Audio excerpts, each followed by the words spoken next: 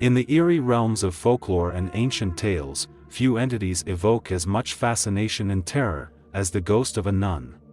The origins of the ghost of a nun can be traced back to various historical contexts.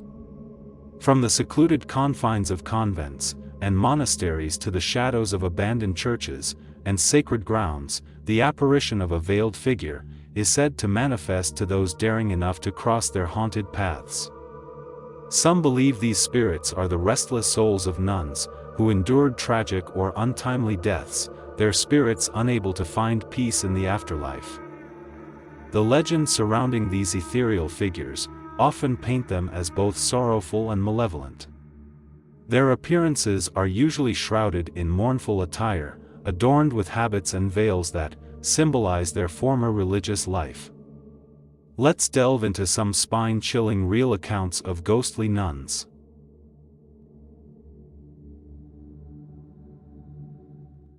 In the 1700s, there was a place called French Fort Cove, on the banks of the Miramichi River, located between what we now know as the townships of Newcastle and Nordine in the city of Miramichi, New Brunswick.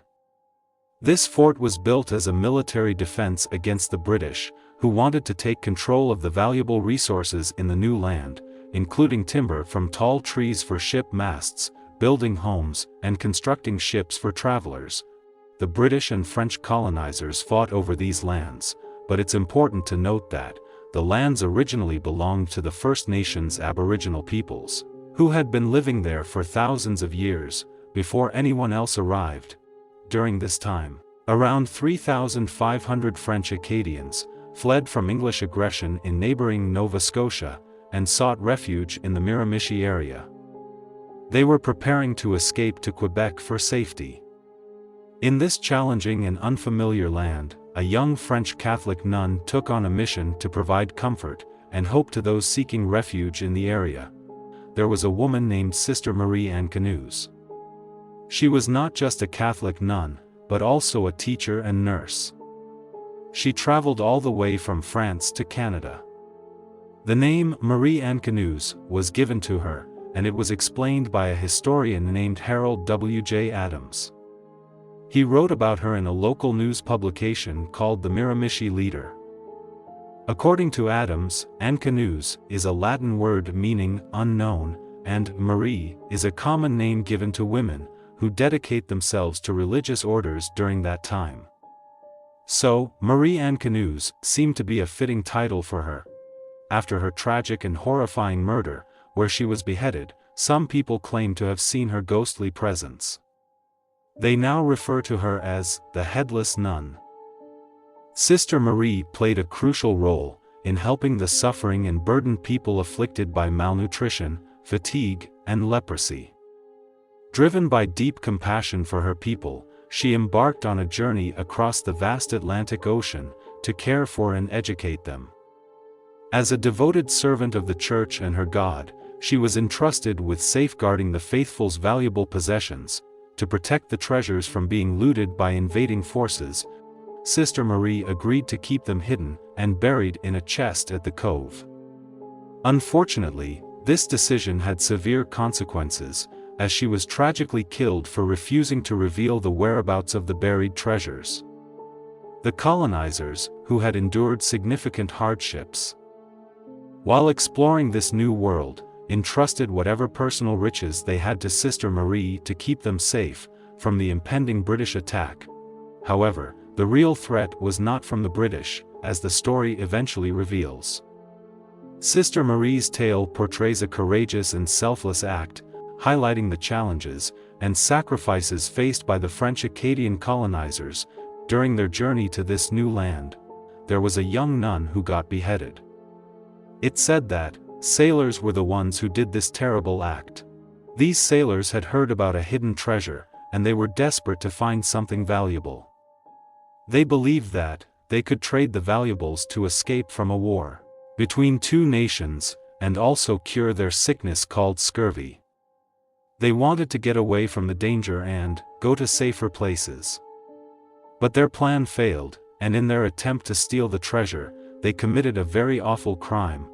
Another story suggests that a single madman suddenly appeared from the woods, and used a sword to cut off the nun's head, leaving only her body behind.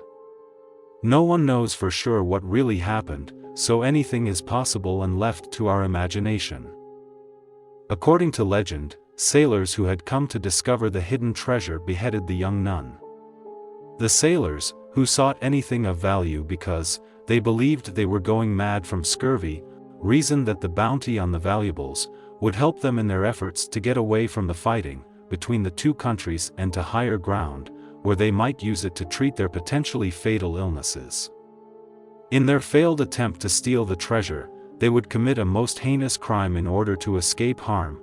Sister Marie's body was discovered near Crow Brook, a stream that flows through the cove, next to a small bridge.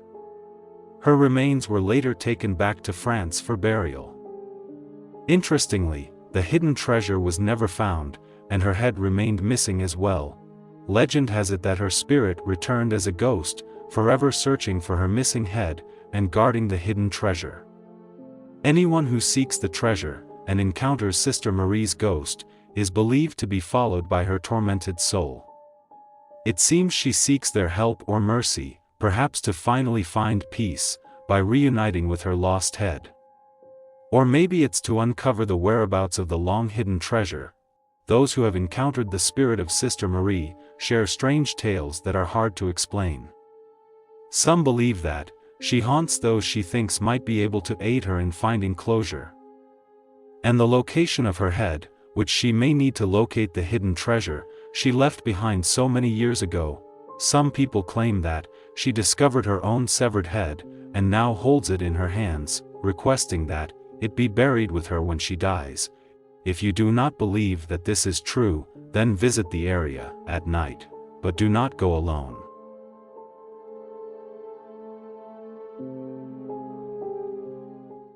Long ago, there was a spooky house in England called the Borley Rectory, which was known as the most haunted in the land.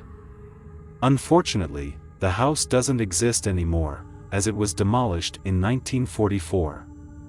However, during its time, it gained a lot of attention when the renowned paranormal investigator, Harry Price, decided to investigate its ghostly mysteries.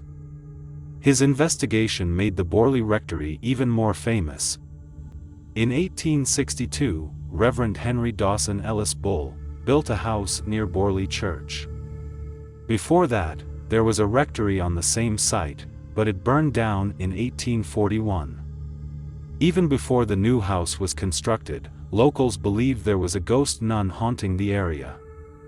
The story goes that a nun and a monk were in love and wanted to get married, but they were caught. As a result, the monk was beheaded, and the nun was buried alive in the cellar walls. The Bull family, who lived in the new house, claimed to have seen the ghost nun walking around the grounds multiple times. Reverend Henry tried to talk to the nun once, but she disappeared. They also said they saw a phantom carriage being driven by two headless horsemen. The Bull family left their home, and it remained empty until October 1928, when Reverend Guy Eric Smith and his wife moved in. Shortly after they arrived, strange and spooky things began to happen. Smith's wife discovered a woman's skull in a cupboard. And they experienced eerie events like bells ringing, lights appearing from nowhere, phantom carriages, and unexplained footsteps. They were so disturbed that they sought help from the Daily Mirror and the Society for Psychical Research, which led to Harry Price getting involved in the investigation. In the following year, the Smith family moved out, and Reverend Lionel Algernon Foister, his wife Mary Ann, and their daughter Adelaide moved in. Just like the previous families, the Foisters encountered frightening happenings. Bells ringing without explanation, rocks being thrown by unseen hands, windows breaking on their own, and household items disappearing mysteriously. Adelaide had a particularly terrifying experience when she was locked in a room, and she was even attacked on another occasion. Mrs. Foister also faced terrifying encounters, such as being thrown from her bed, slapped, and feeling like an invisible presence was trying to suffocate her. Additionally, they discovered strange writings appearing on the walls without any known source. Price was convinced that the message on the wall was penned by a Catholic lady, probably the famous local nun. In 1935, the Foister family left the place, and Harry Price took up residence. It was time for a classic ghost investigation. Price gathered a group of students and curious people to assist in the research. Together, they started delving into the nuns' history. Their investigation included some fascinating attempts at communicating with spirits, while using a special board called a planchette to communicate with spirits. Someone claimed to connect with a spirit named Marie Lair. According to her story, she used to be a nun in France, but she decided to leave the convent to marry a man named Henry Waldegrave. He was part of a rich family, and their mansion was once located where Borley Rectory stands now. Tragically, her husband murdered her and hid her body in the cellar. 5 months passed, and then another spirit claimed that the house would catch fire on the same night, providing evidence that the nun had been killed. However, the house didn't burn down as predicted. Instead, it happened 11 months later when an oil lamp got knocked over. Following the incident, Harry Price decided to investigate the cellar, where he discovered the remains of a woman, whom he thought was the nun. They gave her a respectful burial in the nearby village of Liston, which was a few miles away from the house. Even after the house was burned to the ground, reports continued to emerge. The most recent reports occurred in the parish church.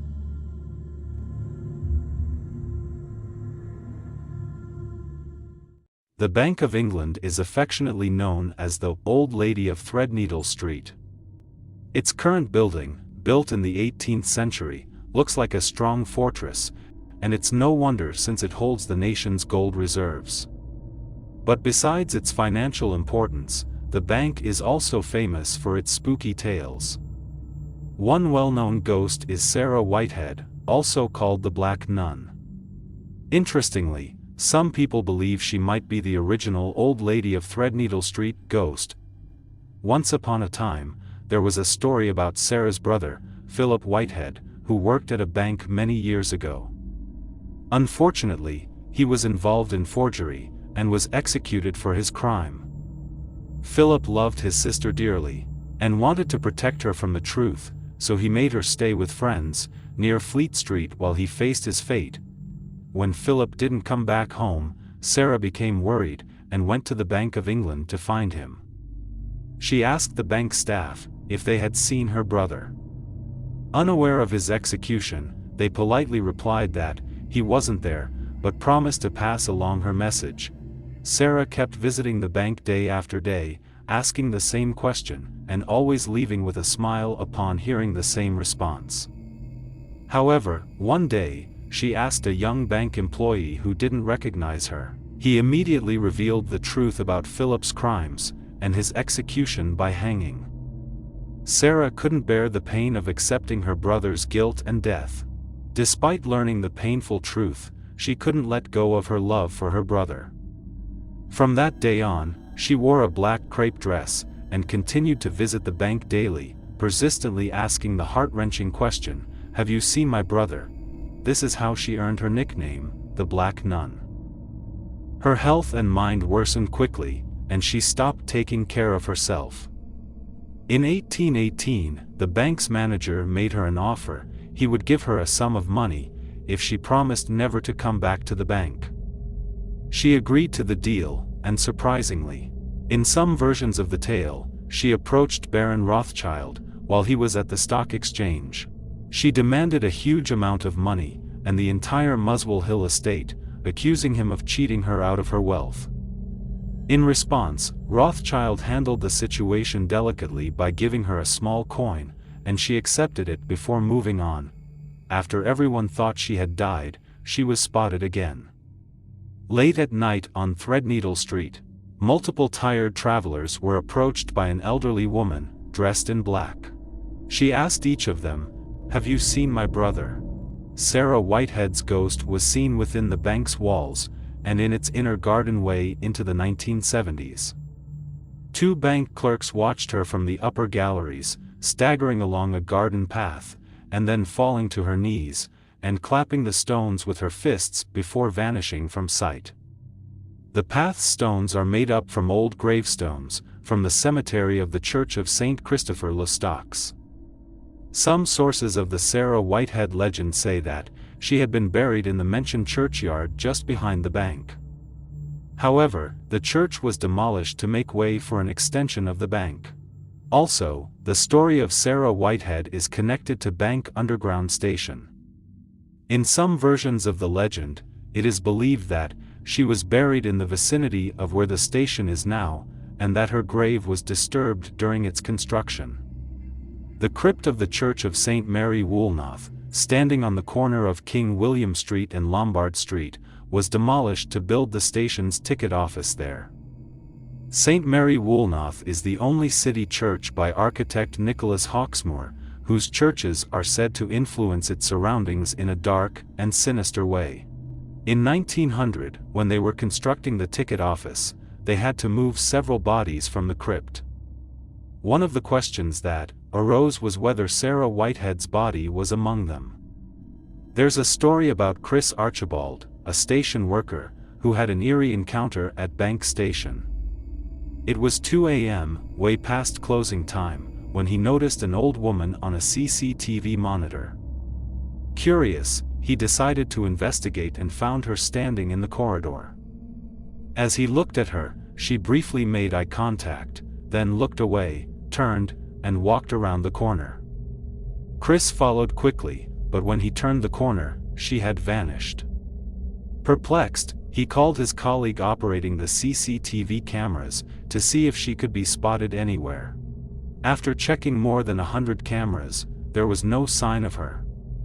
This strange sighting of the Black Nun, Sarah Whitehead, at Bank Station continued to be reported as late as 2001.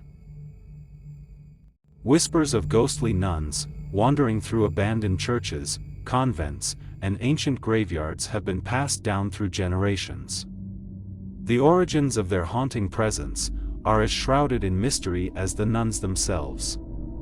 Some believe they are the restless souls of devout sisters who dedicated their lives to serving their faith, only to find no peace in the afterlife.